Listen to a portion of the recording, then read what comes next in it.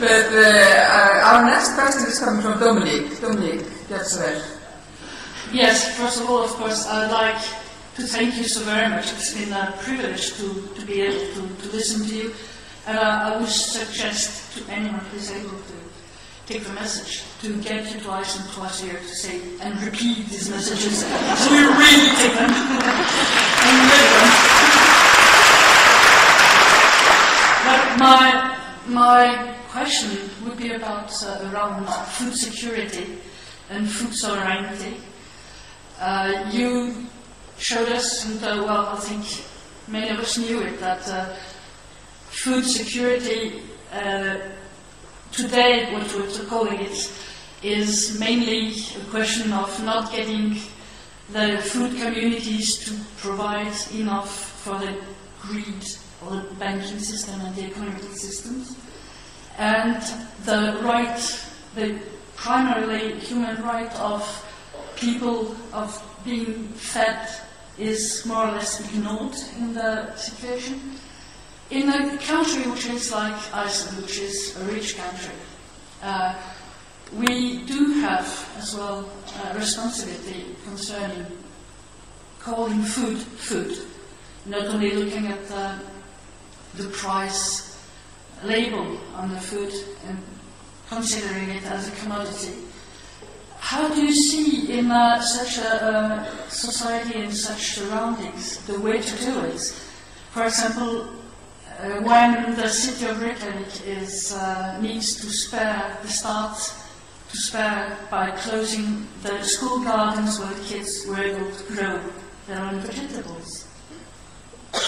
So how do you go into thinking food and food supply and food security in an industrial country? Well, I think one of the key challenges, food sovereignty in richer countries, which have always assumed that food can be bought on a supermarket shelf, is the very uneven support given to industrialized, globalized agriculture. And that's why the Common Agriculture Policy, which is supposed to be reviewed in 2013, should be a major subject to put in all the initiatives that could provide food security and food sovereignty, but also add to cultural enrichment. You know, I think every school should have a garden because it cultivates values. You're not just cultivating a garden, you're cultivating a human being. And no government should be left with the excuse that we don't have the resources. You know, there are a large amount of resources today being spent on subsidies for biofuel, subsidies for industrial agriculture, subsidies for chemicals, subsidies to create non-sustainable systems. And they need to be redirected to create sustainable systems. I often say that biodiversity is not just important for us in the south.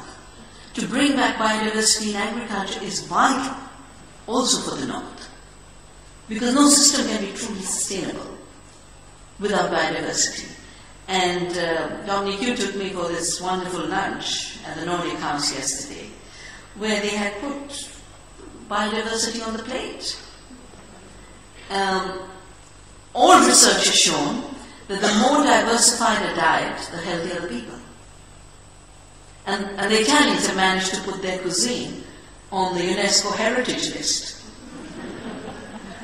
I think we just need to be much, much more caring about our biodiversity and see biodiversity as food, through which we can diversify our agriculture and, while lowering the cost of production, increase the well-being of our people. But that still means that the public support for the right kind of farming has to be available. And because you're part of Europe, obviously it has to be a national redirection as well as a regional redirection.